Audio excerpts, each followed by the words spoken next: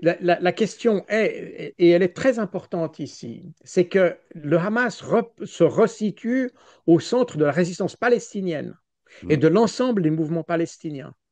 C'est-à-dire, en gros, ils disent, vous pouvez nous désarmer, mais on ne désarmera pas la résistance palestinienne.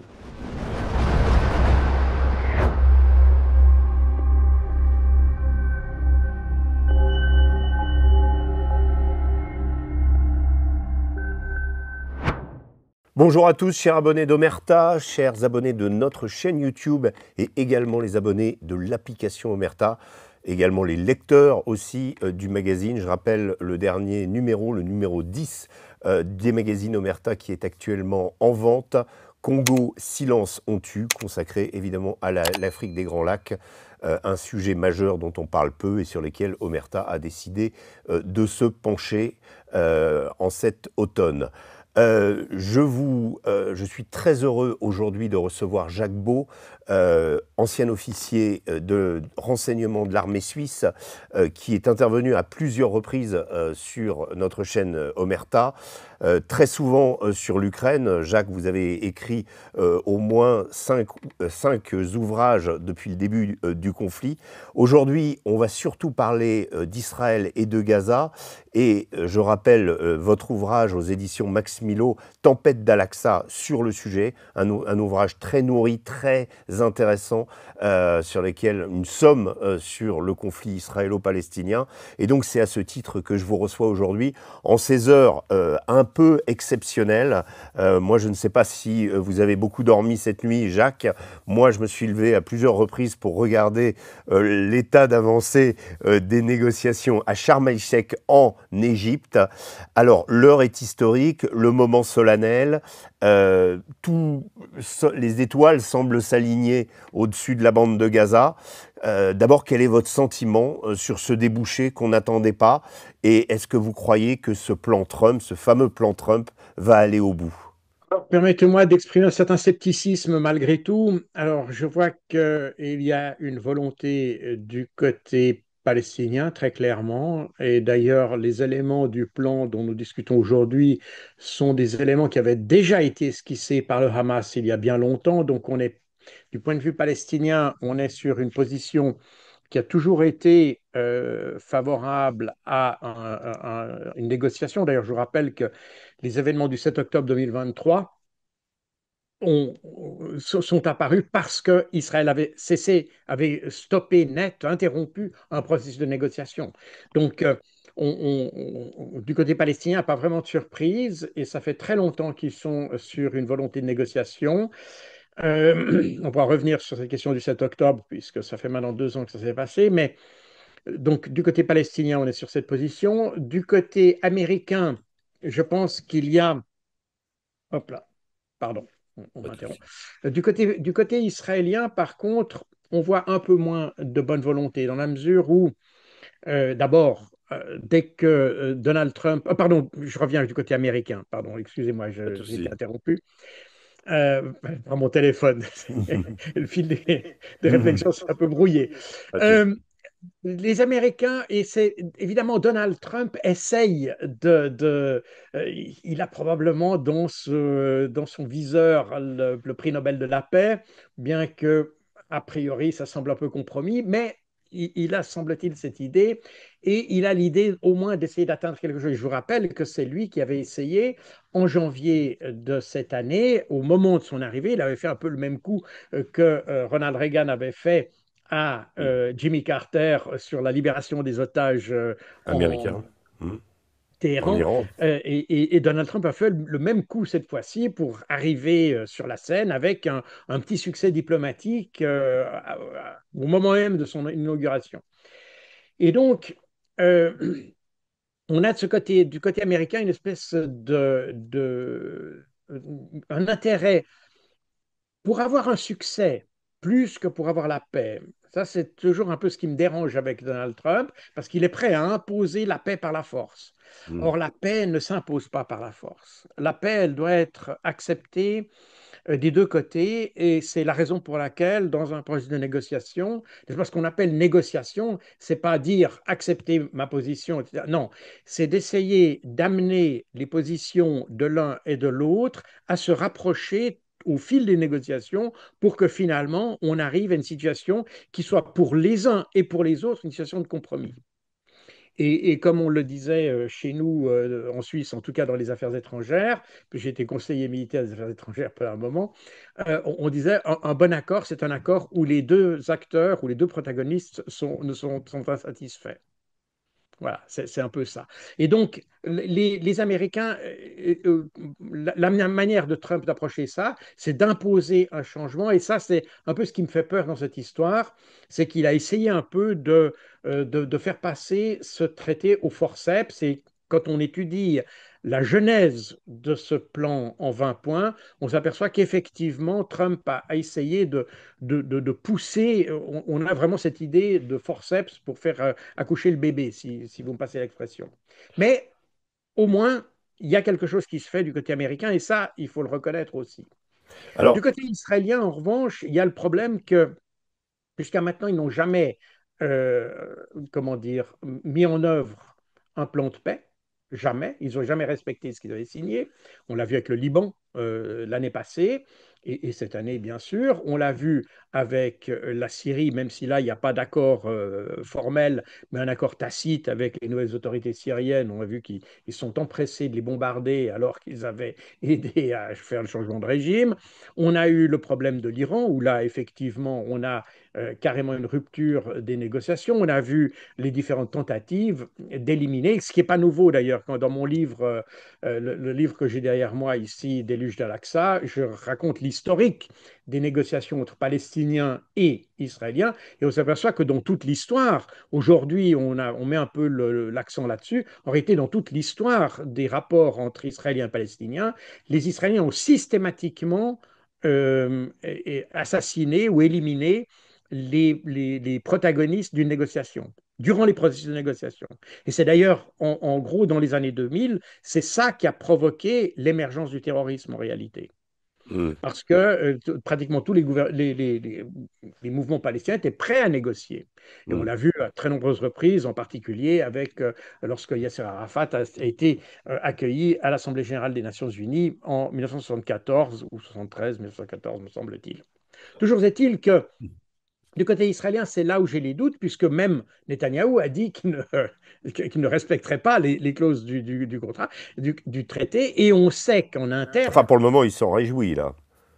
oui, oui, oui, oui, bien sûr, parce que pour lui, n'est-ce pas, le problème, il y a deux choses quand il faut analyser la position israélienne, et ces deux choses qui sont distinctes Hmm, dans la mentalité israélienne. C'est important de le dire, parce que Netanyahou, et d'ailleurs les Israéliens l'ont dit eux-mêmes, c'est deux choses distinctes, c'est-à-dire c'est ce qu'on appelle la libération des prisonniers, cette trentaine de prisonniers qui sont encore aux mains du Hamas, qui, je le rappelle, ne sont pas des otages, mais des prisonniers, techniquement parlant, puisque c'est des membres d'une force d'occupation qui est en réalité en opération, qui a été prise. Donc, si vous prenez les critères qu'on utilise habituellement pour définir ce qui est terroriste, ce qui n'est pas terroriste, etc., quand on est dans une opération militaire, il n'y a pas la résistance, même si elle utilise des méthodes que l'on pourrait, vu de loin, rattacher à du terrorisme, techniquement parlant, c'est une action de résistance. En Irak, par exemple,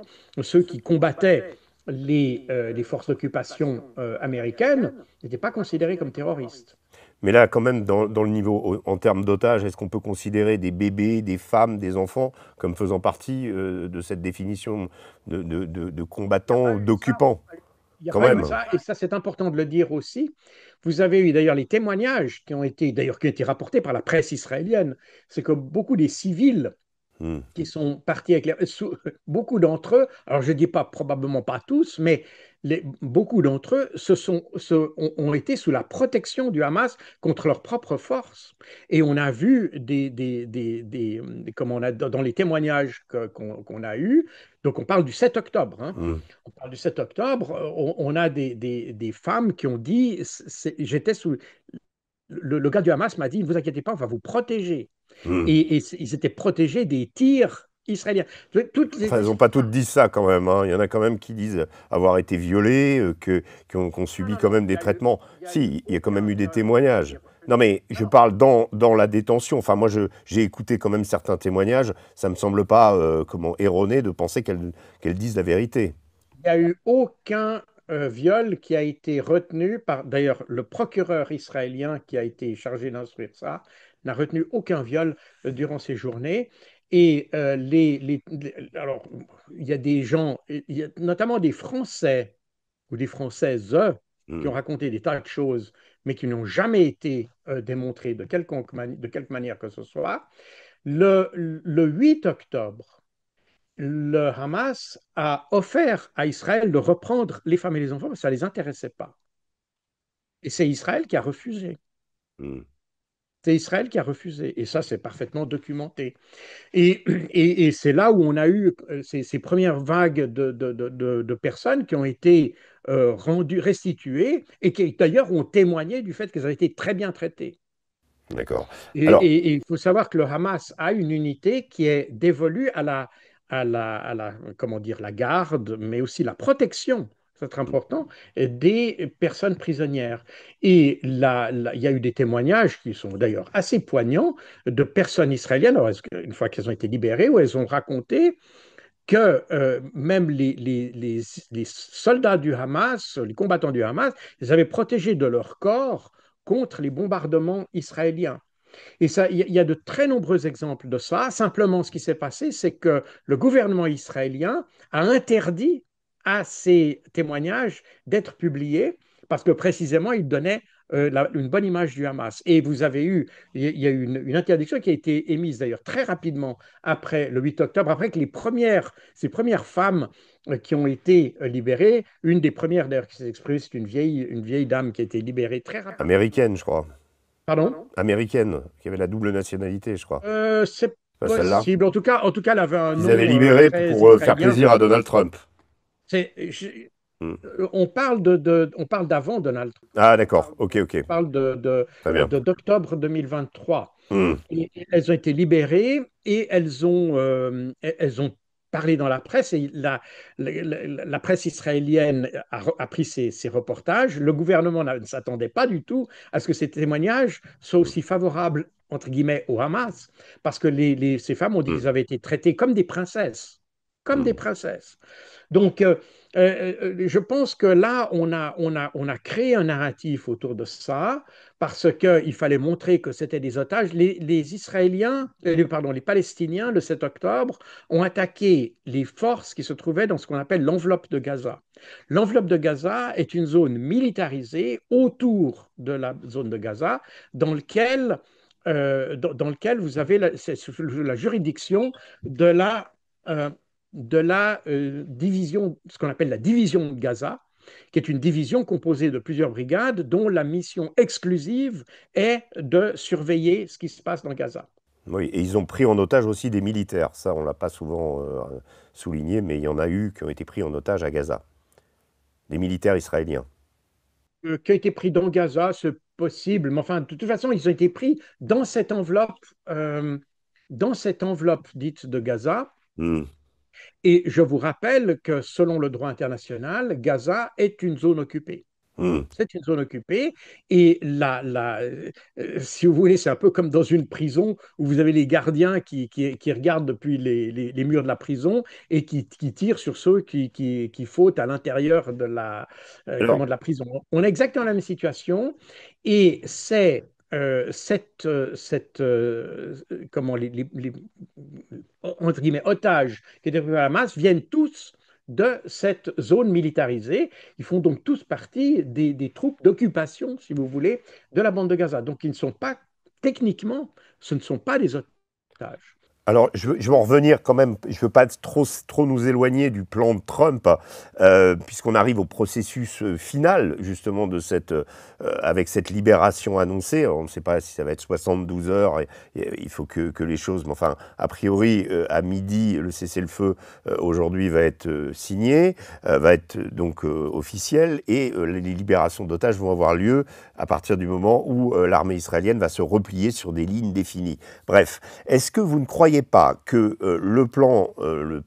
cette mouture du plan Trump, par rapport au précédent, hein, on part quand même d'une époque où le même Trump parlait de Riviera, d'expulser tous les Palestiniens et de faire de Gaza un Saint-Tropez, bref, que cette fois-ci, finalement, les autres acteurs, je parle des Qataris, des Égyptiens, des Turcs, finalement, ils sont aujourd'hui garants du processus de paix, ils sont garants du plan Trump, c'est-à-dire que ce n'est pas simplement les États-Unis qu'on pourrait accuser de jouer un double jeu avec Israël, ça, comme ça s'est produit plusieurs fois depuis le début du conflit, mais est-ce que finalement cette participation indirecte de ces acteurs de la région ne rend pas le plan plus crédible et plus solide?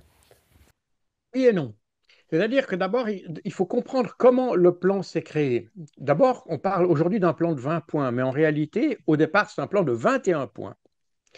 Et ce plan a été négocié donc à la fin septembre tout d'abord par l'équipe Trump et des pays du Golfe. Et ils sont arrivés à un plan qui était le plan précisément de 21 points. Et ensuite, Trump a pris ce plan et l'a négocié avec Netanyahou qui a fait des amendements, sans en référer d'ailleurs à ceux qui avaient négocié précédemment. Et on est arrivé à ce plan de 20 points. Typiquement, un des points qui a disparu, personne ne l'a remarqué, mais Oui. c'est intéressant de le voir, c'est qu'il y avait un des points qui précisait qu'Israël s'engageait à ne plus frapper le Qatar. C'est ce point-là notamment qui a disparu, qui fait la différence entre 21 et 20. Mais je croyais qu'au téléphone, l'autre jour, quand Benjamin Netanyahou a pris son téléphone pour appeler l'émir Al-Thani et s'excuser de cette frappe, je croyais que toutes les choses étaient réglées entre le Qatar et Israël. C'est pas le cas. Je pense que non, les Américains ont essayé, parce que ce qui s'est passé, c'est que lorsque le téléphone dont vous parlez s'est passé après, parce Hmm. que les pays arabes ont été furieux de voir que le plan qu'ils avaient négocié avec Trump avait été amendé un peu Hmm. dans leur dos par Donald Trump. Et ce passage de promesse que le Qatar ne serait plus attaqué, eh bien, c'était ce qui avait été négocié évidemment avec les pays arabes. Quand Netanyahou a demandé de retirer ça, eh bien, évidemment que ça a dû provoquer une réaction. C'est la raison pour laquelle vous avez eu le téléphone Donald Trump qui a poussé Netanyahou à revenir un peu là-dessus et à s'excuser. Netanyahou qui s'est excusé de l'avoir fait, il n'a pas promis qu'il ne le ferait plus. Hmm. C'est Bien important sûr. de le rappeler. Mais parce qu'il y a une différence entre les deux plans. Et dans un premier temps, d'ailleurs, le Hamas a dit, et c'est déclaré le 1er septembre, 1er octobre, où ils ont dit c'est un accord qui est en faveur d'Israël, et ils ont dit que très vraisemblablement, ils allaient rejeter ce plan. Hmm. Or, dans les jours qui ont, les Qu'est-ce qui quelques s'est jours qui ont passé alors? suivi, Trump leur a donné 3 à 4 jours Oui, c'était la semaine pour étudier dernière. le plan et l'accepter, sans quoi Gaza deviendrait l'enfer. Hmm. Donc on est de nouveau dans cette imposition de la paix. Et ce qui s'est passé, c'est que les discussions qu'il y a eu à l'intérieur du Hamas, elles ont été finalement extrêmement pragmatiques. Ils ont dit la chose suivante, le Hamas ne s'attend pas à ce qu'Israël respecte le traité. Donc ils ont dit de toute façon, Israël ne respectera pas. Mais si nous acceptons, nous nous plaçons dans une situation favorable, plus favorable au point de vue politique. Si nous le refusons, eh bien, ça fera une justification pour les Américains, pour Israël, pour continuer la guerre. Donc, si vous voulez, le résultat final sera le même. C'est que, et on voit d'ailleurs là aujourd'hui qu'Israël a de fortes réticences et gageons qu'ils trouveront un prétexte pour rester dans la bande de Gaza. Et, et donc, on a cette situation que la guerre est, pour le Hamas, ils ne s'attendent pas à ce que la guerre se termine. Mais si la guerre se prolonge, ils seront de nouveau dans une situation stratégiquement et politiquement plus favorable qu'Israël, puisqu'ils auront accepté, ce sera, si vous voulez, ce ne seront pas par leur faute que le conflit continue, mais par la faute d'Israël. Voilà, c'est un peu ça le calcul. Maintenant, je reviens à ce que je disais tout à l'heure. Il y Hmm. a une chose qui est très importante à considérer, c'est que pour Israël, la question des otages est distincte du processus de paix. C'est deux choses distinctes. Et ça, Netanyahou l'a précisé lui-même. Il a dit ce sont deux choses qui n'ont rien à voir. Oui, il a quand même dit que si les otages étaient libérés, la guerre s'arrêtait. Oui, Ça a oui, été un de mais ses propos. ça, c'est ce qu'il a dit. Mais la réalité est que ce qu'ils ont toujours démontré, d'ailleurs ce qu'il a dit, c'est que c'est deux choses distinctes. Alors, ça ne veut pas dire, de nouveau, le fait que ce soit deux choses distinctes, ils peuvent aussi décider d'arrêter la guerre, même si la libération des otages se fait ou ne se fait Mm. pas. Vous voyez ce que je veux dire? Mais c'est deux choses techniquement distinctes. Alors que dans l'esprit de Trump, c'est Les deux deux sont choses liés. qui sont liées. Et probablement dans l'esprit du Hamas, c'est quelque chose qui est lié dans la mesure où, pour le Hamas, les prisonniers sont un levier. Mm. N'est-ce pas? C'est clair que Mm. l'idée d'aller récupérer ces soldats le 7 octobre était pour remettre sur rail des négociations qui étaient déjà en cours sous l'égide du Qatar d'ailleurs, pour la libération des prisonniers qui sont dans les geôles israéliennes, sans jugement d'ailleurs, pour Mm. beaucoup. Mm.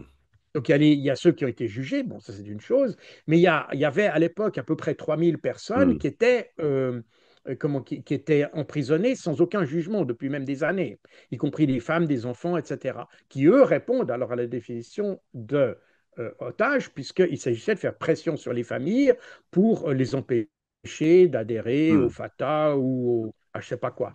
Alors Donc, revenons, si vous voulez bien, sur la question des pays arabes. C'est plus leur présence, les pays arabes et la Turquie, le Qatar, l'Égypte, la Turquie. Est-ce que c'est un gage de force pour ce plan et de promesses qu'il va aller au bout ou voilà, est-ce que c'est mieux que ce qu'avait proposé Trump avant, en fait? oui, alors je pense que les pays arabes, dans un premier temps, ont été, comme je l'ai dit, Sollicité? mécontents du fait que Oui. le plan a été changé dans leur dos.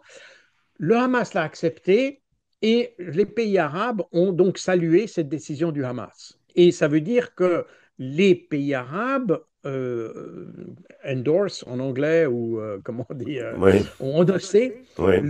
cette décision et donc soutiendront cette décision.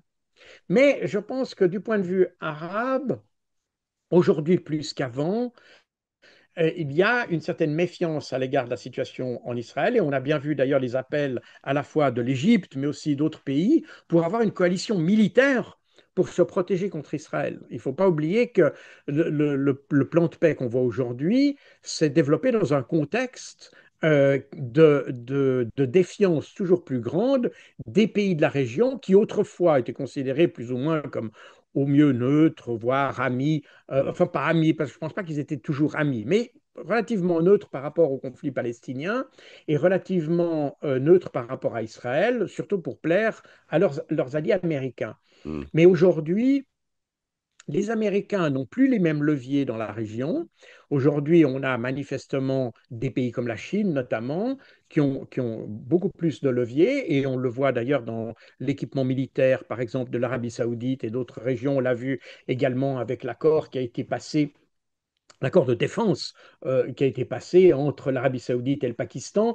Enfin, on voit que l'équilibre des forces, à la fois militaires, mais aussi politiques de la région, change et que les pays arabes constatent de plus en plus qu'ils ont un peu manipulé contre, contre eux-mêmes, d'une certaine manière, et il y a cette méfiance, pas défiance, mais méfiance à l'égard des Occidentaux. Par conséquent, les pays arabes, oui, vont certainement soutenir cet accord, mais il faut le voir d'une manière un peu différente de ce qu'on aurait pu dire il y a 2 ou 3 ans. C'est qu'aujourd'hui, je pense que les pays arabes vont considérer que s'il y a une violation du traité par Israël, eh bien, les pays réagiront de manière sans doute plus vive que ce qu'ils ont fait jusqu'à maintenant. Ce qui ne veut pas nécessairement dire qu'ils vont mener des actions militaires et des choses comme ça, mais ils pourraient avoir des actions plus vives en matière d'économie, en matière de politique, etc. Par conséquent, oui, comment, ces pays arabes et leur soutien à ça, mais leur soutien aussi à la décision du Hamas, je vous rappelle, c'est ça qui est très important, fait qu'il y a un engagement, mais ça en fait ajouter du poids au camp palestinien plus que du poids du côté israélien. Alors, Voilà, c'est comme ça qu'il faut le voir. je voulais votre avis sur le côté palestinien. À la clé, libération de 1950 prisonniers palestiniens, donc en échange des otages, dont 250 condamnés à vie et 1700 détenus depuis le début du conflit à Gaza.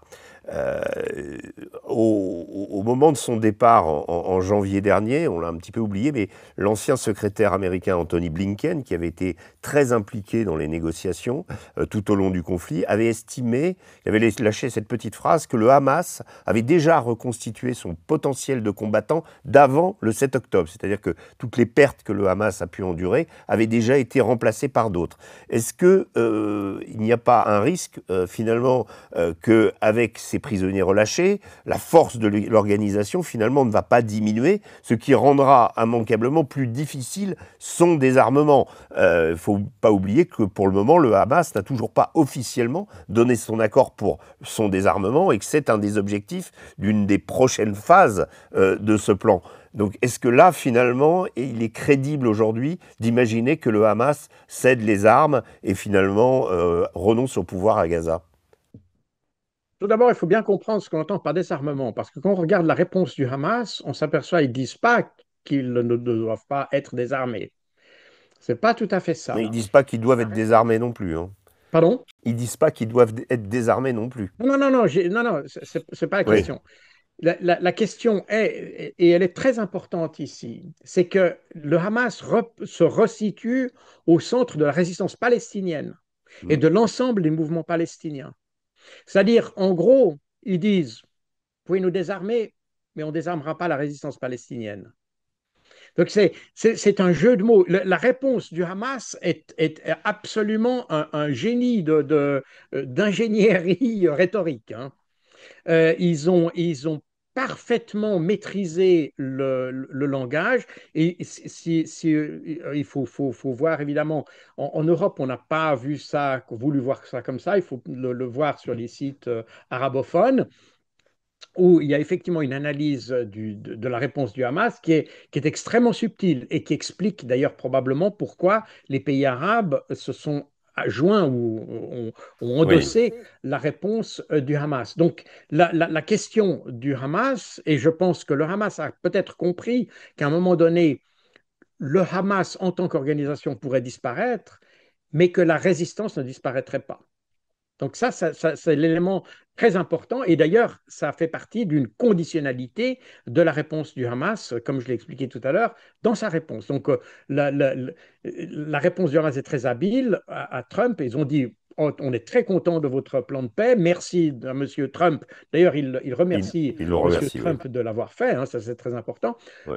On accepte votre idée avec quand même quelques petites améliorations qu'on pourrait faire. Et ils ajoutent en fait les conditions qui sont en fait des conditions centrales, mais ils l'expriment de façon à ce que ce soit relativement acceptable. Oui, Et mais c'est c'est les d'ailleurs conditions de leur survie quand même.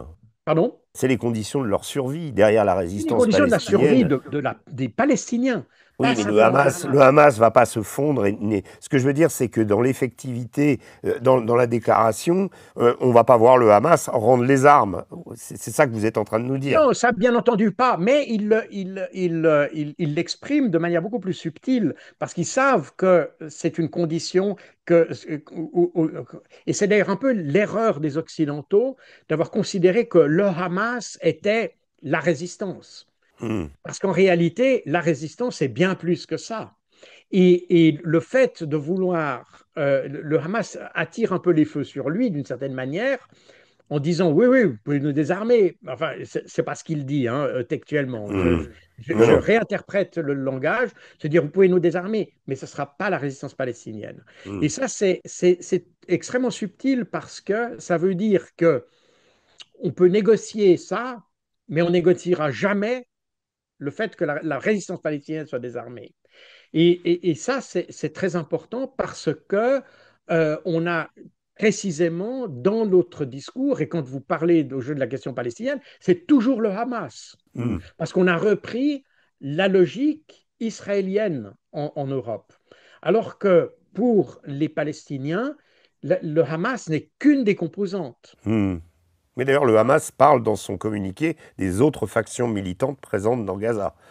C'est pour Et ça que, no- et c'est pas pour rien, je vous rappelle que l'opération Déluge de l'Aqsa, il est vrai que la faction la plus importante était mm, le Hamas, mais en réalité, il y a eu plus d'une douzaine de mm. factions qui se sont associées à cette opération. Et qu'en Dont le fait, djihad ce n'est pas une islamique. opération du Hamas, comme on le dit, mais c'est une opération conjointe de toute une série de groupes. Et Mm, d'ailleurs, on observe encore aujourd'hui que la bande de Gaza est occupée, a été rasée enfin, on a mm, vu les images et on voit les images en continu là-dessus. Même dans ces régions-là, il y a des régions qui sont dominées par tel ou tel autre groupe, on s'aperçoit que la coordination de ces groupes fonctionne parfaitement. mm, Donc, c'est pas, on n'est pas dans quelque chose qui est le Hamas exclusivement, comme on le représente en Occident, mm, mais on est dans quelque chose qui est vraiment partagé avec plusieurs factions. Et c'est la raison pour laquelle le Hamas aujourd'hui dit, oui, vous pouvez nous désarmer, mais vous ne désarmerez pas la résistance. C'est très important de le dire.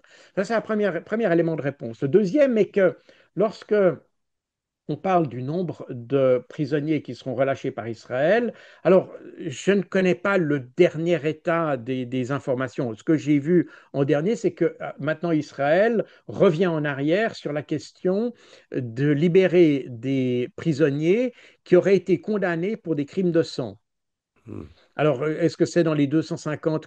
Généralement, les gens qui mm. sont condamnés pour des très longues durées sont des gens qui ont été reconnus comme coupables d'un crime quelconque. Et il y en a d'autres qui sont reconnus de rien du tout, puis ils n'ont même pas été jugés. Donc, on est sur des choses très différentes.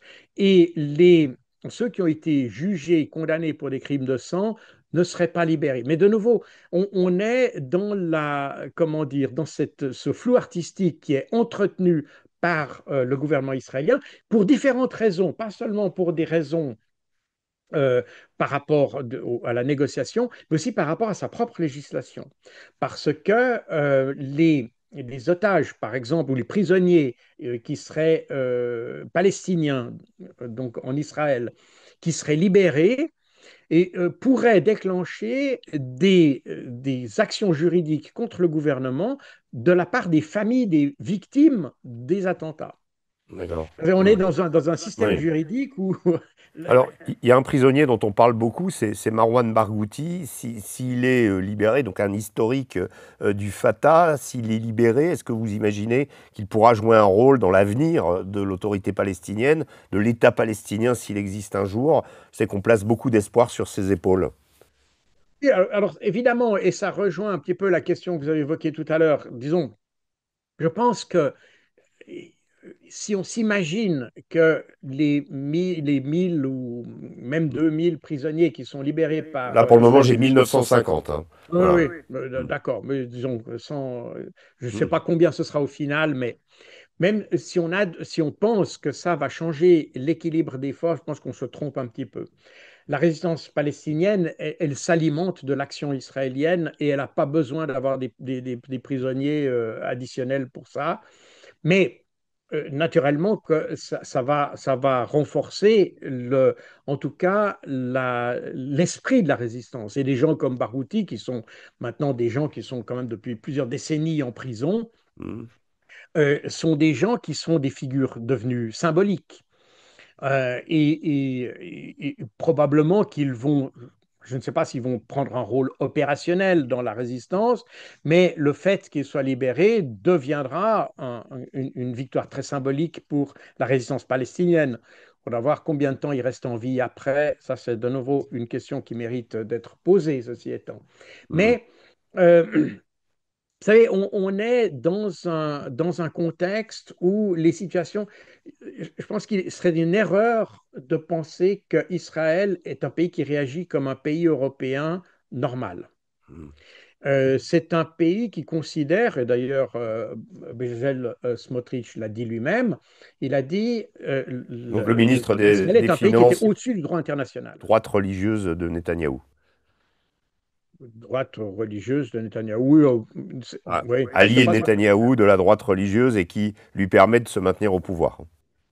oui. Voilà. D'accord, mais Mais disons en pour gros, préciser qui est l'envers Bezalel. vaut un peu l'endroit parce que on voit bien que Netanyahou n'est pas non Ouais, plus un vrai modèle. Et donc, oui, oui, oui. j'ai bien compris. Néanmoins, il y a cette idée qu'Israël est au-dessus du droit international.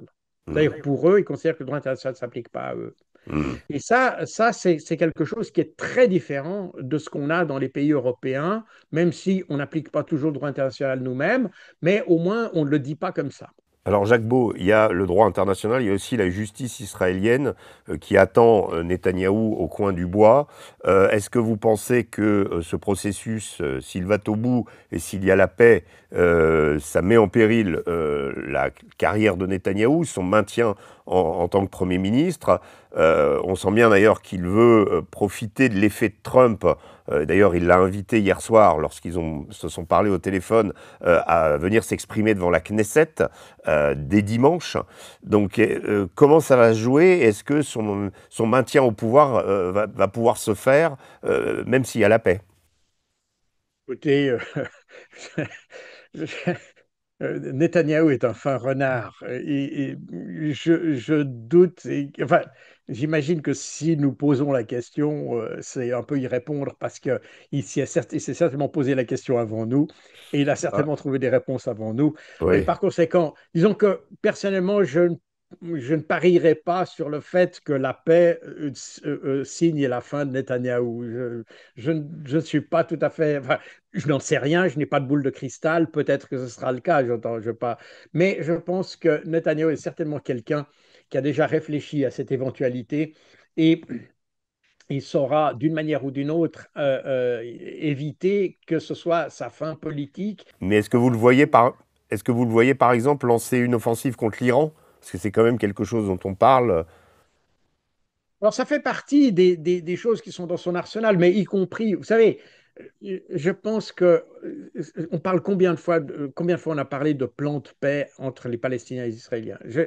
Il faut bien comprendre une chose. Les Israéliens considèrent que l'ensemble de l'ancienne Palestine mandataire, donc la Palestine qui était sous le mandat britannique, et ça comprend d'ailleurs la Jordanie, hein, Cisjordanie, oui. et surtout dans la faction Netanyahou. Qu'ils appellent Judée-Samarie. Non, non, non, Judée-Samarie, c'est la Cisjordanie. Oui, la Cisjordanie. Mais même Pardon, c'est là. le Eretz Israël comprend la Cisjordanie, le Grand Israël. Non, le Grand Israël, alors, le Grand Israël, vous voyez, si je mets mon dessin ici, c'est un tract de la Haganah, Ouais. ou de l'Irgun, pardon. Qui étaient les mouvements. Et le mouvement qui est précurseur du Likoud, Oui. de la faction Netanyahou. Hmm. Hein. Vous regardez la carte qui est là et vous voyez très bien ce que le Grand Israël est pour cette faction du Likoud. Hmm. C'est la Palestine mandataire, c'est-à-dire l'État d'Israël aujourd'hui, Hmm. plus les territoires palestiniens, ou je devrais dire le territoire palestinien occupé, c'est-à-dire Gaza et la Cisjordanie, et là, ce qu'on appelait à l'époque Transjordanie, qui est devenue aujourd'hui la Jordanie. Ce qui est intéressant, c'est que l'adversaire à l'époque n'est pas le Hamas ou le Palestinien, mais l'occupant britannique.